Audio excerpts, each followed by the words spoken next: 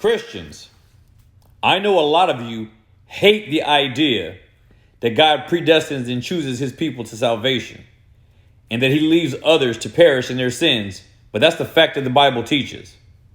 And I know that you hate the idea that the sovereignty of God prevails over the sovereignty of man. But that's simply what the Bible teaches. But to those doctrines, this person says, I'm having trouble with this belief. Why would Jesus send the disciples out amongst nations to spread the gospel, to spread the good news? Just saying. Because he told us to. He told them to. He tells us to.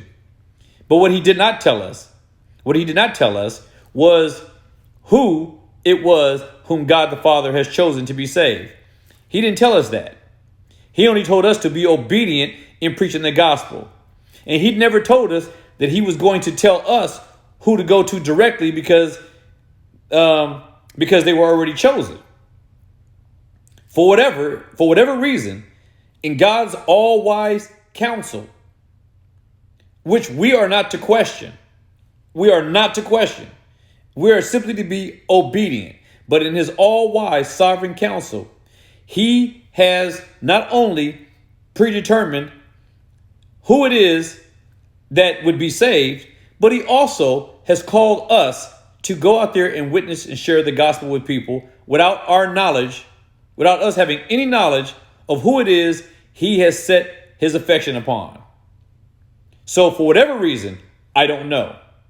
No one knows, other than the fact that he said to do it and he wants us to do it. That's all that matters. That is all that matters. You and I don't have to understand all of God's ways, which, by the way, are far higher and above ours. All we need to do is obey. The hardest part for man to do when it comes to God is to obey, because man wants to think that his logic is better than God's will and higher than God's will. So, my friend, much respect, but it's not up to us to question God's logic. It's up to us to obey, and that is it.